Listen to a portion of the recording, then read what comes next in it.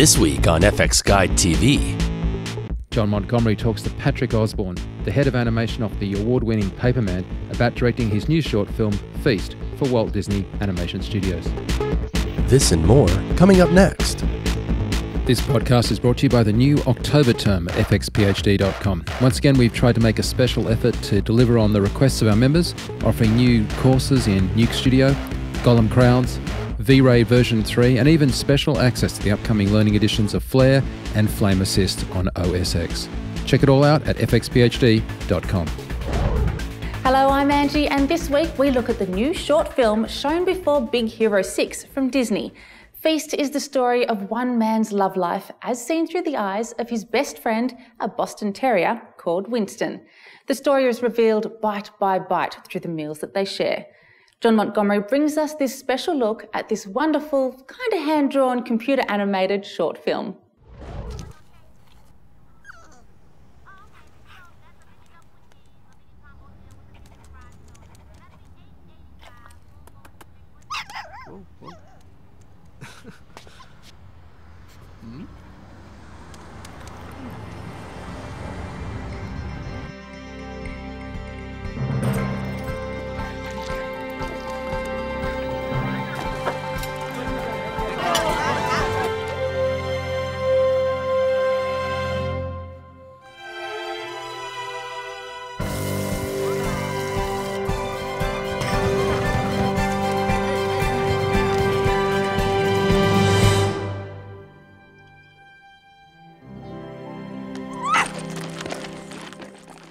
So I think it's an interesting story, this idea of how this project came about. Can you talk a little about actually the idea behind, as a company, having these short films? Having the shorts, yeah. The studio likes to have the shorts program as a way to sort of grow talent and grow technology in the studio, try out new ideas and new people at different roles. And in the past, it's been a less formal thing, but recently they made it a thing, a commitment to, we're going to keep making these, and we're going to make it an ongoing thing. Every year people pitch, every year we make a short. It's just part of what happens along with the features at the studio. Okay, so how did yours, what's the process for getting your idea selected and you start with an online forum, and we have a nice little intranet that has all kinds of normal business stuff that you do with the studio, and you fill out your ideas and send it in, and then you get to connect with development, which is a group upstairs that is involved with future projects. And for most people, even that's a pretty neat new thing because you don't usually know the ins and outs of development. So just submitting your idea, getting to talk with people that talk through ideas all day is pretty cool. And then from there, everyone pitches to the Shorts Trust, which is kind of a revolving group of directors and heads of story at the studio that will weed it down. They'll kind of narrow down the selection of the people get to pitch to eventually John Lasseter and the Shorts Trust as well. And then John, out of a few people that get to pitch to him, gets to kind of greenlight one for that year. It's a pretty neat experience to get to have a half hour, talk through your own personal idea with him and the group. Now, did you pitch just one idea, or? You pitched 3 ideas. It's one of John's things, and I think it's a really nice thing when you actually kind of dig into why he's doing it, is to pitch 3, because you don't want to, sometimes if you just concentrate on one idea, you sort of get, like, all you think about is that, you dream that, you wake up and think about that idea, and you sort of get stuck, and you're not really, you're not letting it incubate where you can be inspired anymore. So if you have 3, you have to split your time between them, and then, maybe while you're thinking about this other idea, a brilliant concept comes up for the previous one, or you can combine them in some way and combine your passions. And it also lets the Story Trust and John see you more completely as a person, like a broader range of ideas. Like the other 2 ideas I pitched were nothing like this one. It feels like you should do things different, spread yourself out a little bit. And you had a lot of time to prepare the pitch, you said. No time at all. You assume that you're going to have plenty of time when they say they're doing this program, and you turn it in. And it turns out as soon as you type that title in, they call you up and ask you to pitch it right then. And for me, I wasn't ready, and called him back and said, just give me the weekend to think about it, to figure it out, because I really had nothing other than the log line. And then you gather yourself and you figure out exactly how you're going to how you're going to approach that, how you're going to get the pitch together in order, like something that's not embarrassing that you want to actually show people. And then they help you through that, and the short stress helps you through that too a little bit, just honing the pitch as you go. Okay, so what was the story that you pitched? So get us. The initial concept was I've been taking these videos of my life 1 second every day, and it had there's something neat about. I've been doing a couple different ones, and it was neat to see the one that was centered on dinner. There was something about food, like the dinner plate centered in the frame every time. You could see so much life around it, and you could see. You could kind of tell where we were, like what kind of situation. Was it a meal on a plane? Was it a meal? Was it a date? Was it fast food? You know, and I thought that maybe there was something to telling a story that way. And a little bit later, the idea of maybe putting a dog into the situation that kind of exists below the table would be a character that you could, like anyone could relate to, and then the human life that's behind the meals that take place would be something that, you know, once you're older and have lived life, you kind of connect to that part. So I think it's really interesting that the world that we see on screen is pretty much focused on the dog and the food and stuff, but you gain so much. Was that intentional from the start, or? I think with the short, you kind of have to stick with the point of view that's pretty clear and with your main character in a lot of cases. The dog was going to be there down below the table. We wanted a dog breed that you could actually elevate, and we could actually play with camera height and rise him up to the table and feel like you're gaining some ground. So you want to, with a dog that's that height and a camera that's in his point of view, it feels like you can relate to him a little bit better and a little bit quicker. It's the main reason for kind of that point of view choice, is just to put you in his mindset, because we only have so much time to get the story across and connect. So all that you can do to get you into the character early is good. Well, and it's really brilliant as well, as you point out with your photos you took. You do gain a lot of ideas and information about the story that's going around. Sure. It's stunning, and obviously has a lot to do with placement and your development. Yeah, and the sound design is a lot of it. Making sure that, you know, if you're under the table, you feel the resonant sort of like little room you're in under the table, and then we tried to make all the sounds and like what you hear sort of be in his point of view as well, but sort of reflect where you are and give a little hint to the rest of the life. So when he actually goes outside, the sound opens up a lot more. There's a lot less of that reverberation. It's neat to go from inside of a little house to like wide, and you don't have to show a lot, but you feel it with the way you're kind of building in sound and color to do that. Okay, we're kind of getting ahead of ourselves, I guess you could say, but like, what is the process? Once you were greenlit, once you were the guy, It's pretty amazing that you have these resources at your disposal. Yeah, it's the fact that, you know, Disney's full of talented people, and I'd never done story before, so Jim Reardon had a story in Wreck-It Ralph, and he had done Wall-E before, was assigned to me as sort of a mentor.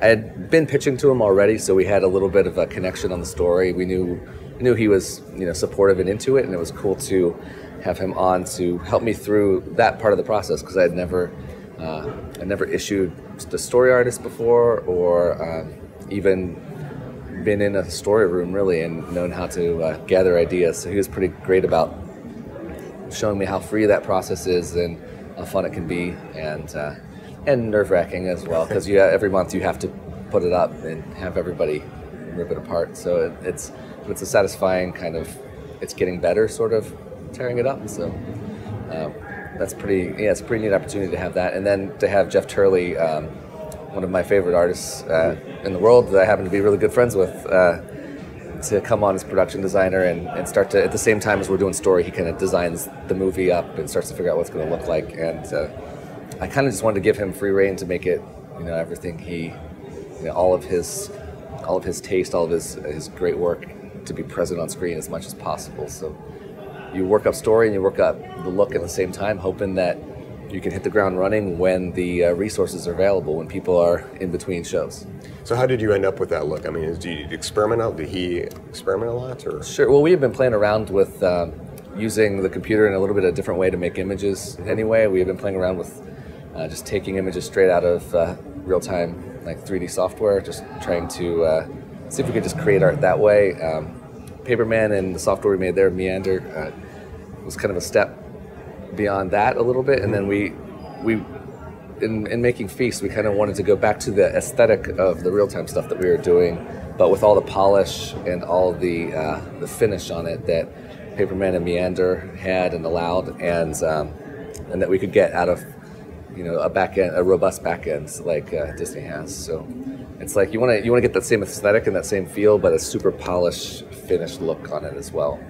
Well, it's interesting in general with computer animation is you try and add all you can, make it look so realistic, all these effects, specular, global illumination, but you kind of took a different tact and kind of broke it all down. Yeah, we, came up with a great I think look. it's all really cool, and I think there's a certain magic that's in like the art-directed simulation. It's a pretty amazing thing to be able to get to look beautiful and mathematically real, and all that. That is pretty popular in the industry in general. But I feel like every little bit of simulation you have kind of takes the artist away, and there's something in the DNA of Disney that's all about like connecting the artist to the work. And even though it's not hand-drawn, things are handmade. They're all sculpted and designed by hand.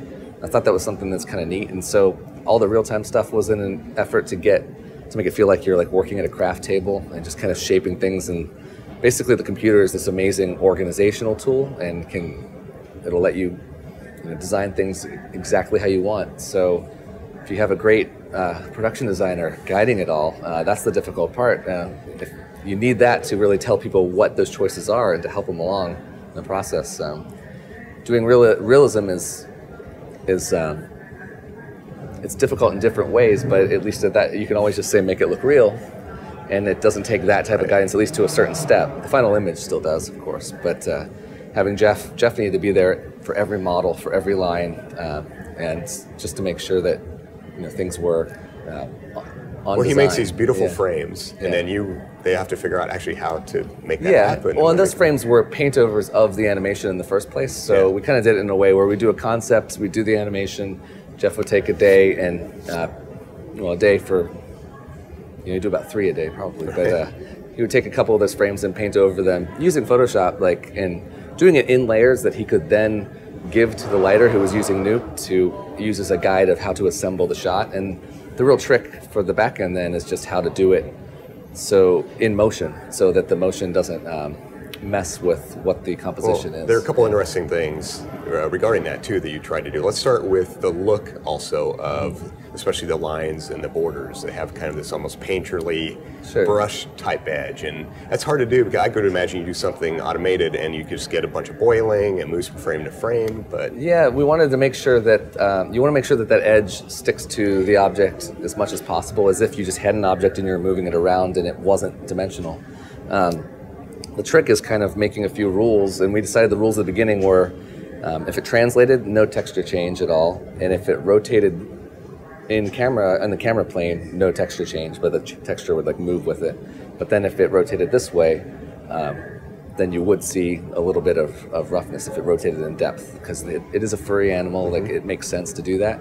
So in some ways that's, in some ways you could say that's a normal map, sort of, but it's also scaled to camera space. So we need to be able to control the scale of that texture. And I called it like a ripped construction paper edge kind of thing. I just wanted to be, I liked the feeling of aliased images, of not anti-aliasing that we had in our old stuff, but it seemed a little accidental.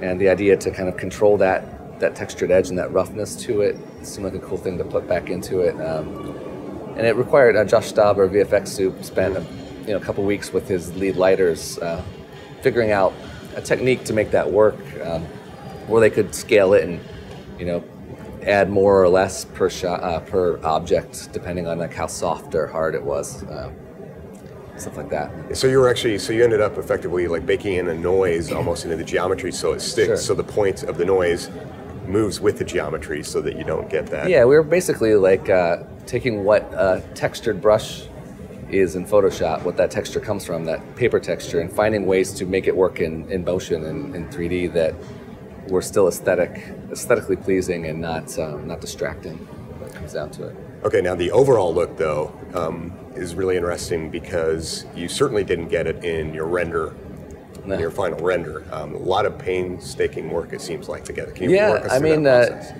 It was pretty neat to see we brought in a lot of comp artists and lighters. At Disney, the lighting team does comp also. They're all really experienced in the render side and in Nuke. So the idea that we brought on a bunch of the people on the team that had painting experience, the paint from life, that enjoy that, just because we knew it would take a little bit of that sense to be able to get into what we were trying to do. And really all we got out of the render was flat color and depth information and normal information. And using that data, you kind of look at the artist's image, Jeff Turley's color key, and then do what you can to match it. It's kind of it's like a high-tech version of a paint bucket on all those colors, you know. And then also using various tricks and tools, sometimes real cast shadows and real lights, and sometimes just projected geometry, and sometimes a little planar trick to kind of just basically like 3D masks. When Jeff paints, he does a lot of masking and filling and color adjusting according to masks. So it's really like a fancy way to get all these masks. So you got a pass that would, you know, effectively have an ID for every object in a scene that you could then grade in Nuke. Yeah, individually. And it wasn't just grading; it was completely changing the color to whatever you want. But they were all solid colors to start, so you weren't dealing with a lot of gradations or texture. That would be pushed back in later. Well, and you touched on these planes, and I think it's really interesting. If you imagine a light in a room, if the kind of a beam of light, there's going to be a hard edge on the floor, and you were kind of approaching that pretty cool, using global positioning and planes for masking. We used global positioning gradation tools that are in Nuke, and a way we basically made that light beam sort of a volume, and that it wasn't necessarily lighting the objects in the volume, it was just changing their color in some way, either making it bright or dark, based on how detailed we wanted that particular light shape to be. If you want to draw your eye to it, it's good to make it all, have the detail there, but if you don't want that, you don't want all that realistically lit detail to distract you. So it's a bunch of tricks and masks, like dimensional 3D masks, which is kind of neat, to make all these tricks work. And those weren't necessarily also just positioned in global space, right? Could you actually attach those planes and have them as part of the object? Yeah, I mean, as far as I understood it, they were attaching them to things, letting the mask kind of follow the character around when it needed to, or parts of the character. Anything to make the design exactly what they wanted, but to use the 3D information to assist it as much as possible. The look is really amazing. It's a simple, clean look, but in designing actually the character and the dog, Wilson, right? Yeah. Were there any considerations in the dog's fur? Because you couldn't have a solid color dog because it would look its movement would be lost. Yeah, we couldn't even texture. We thought about putting a little bit of actual just painted texture. It turns out that was, you could see it stretch and it looked too obvious. So the texture on the dog, the little fur lines that you can barely see, are actually X-Gen fur. They're really thick. So it's not a lot of fur, it's just, instead of it being a realistic fur, each fur is like a little painted line. And that way, when the chest expands or it turns, the actual strokes don't change, but just where they grow from changes. So it was a neat kind of hand touch. It's very subtle there, but we used a little bit of fur in that case, and that also made the edge look a little bit nice and broken up when you saw it in another way, on top of the typical edge breakup that we were using. The ear colors were different too, to give some clues. Well, there's certain things that you want.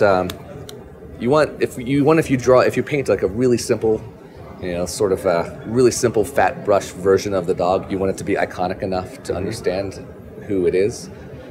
So making one ear white is sort of a kind of clue to someone seeing it that that's Winston from Feast and not anything else. And just to make it a dog that is unique to the Disney library of dogs. You go back, when you realize you're pitching a dog movie, you go back and watch 101 Dalmatians and Lady and the Tramp and make sure that you're not treading on something that's kind of been there already.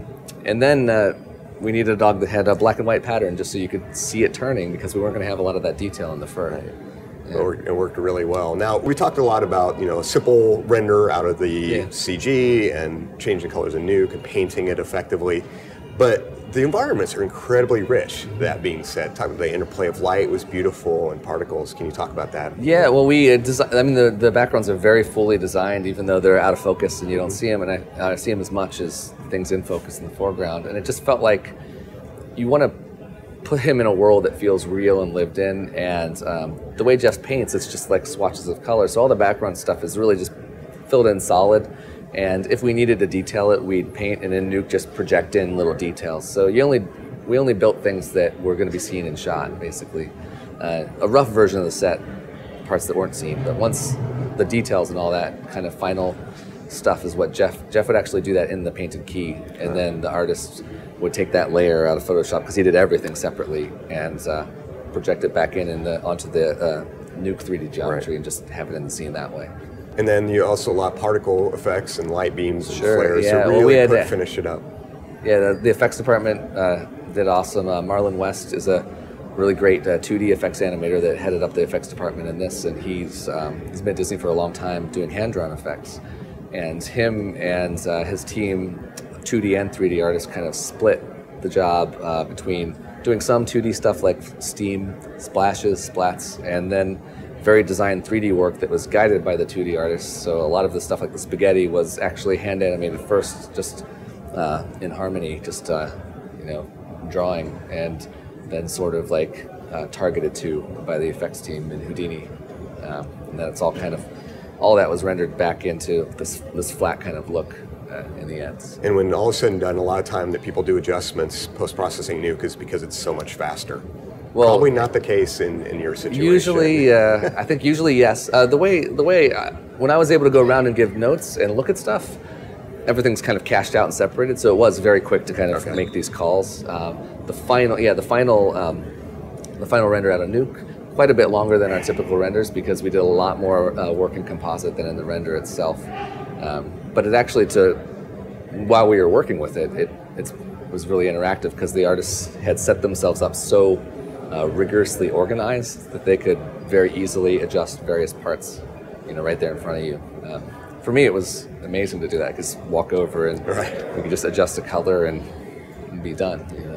And this is kind of a trial you mentioned as potential to test technology and workflow and things. Is this something that could be applied to a full-length animated film, or would you think it would need to change certain things? Every movie, the story and the director kind of guides what the style is.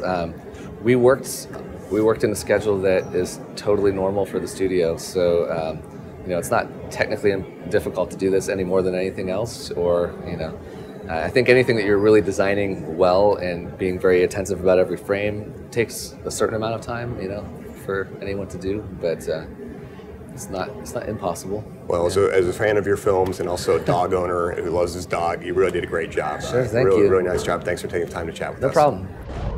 And isn't it great that Disney and Pixar are still so solidly supporting the short film art form? And hopefully little Winston will find favour with another little guy called Oscar. Until next time, see ya. For more industry news, in-depth features, podcasts and forums, check out fxguide.com. And for visual effects training, check out fxphd.com.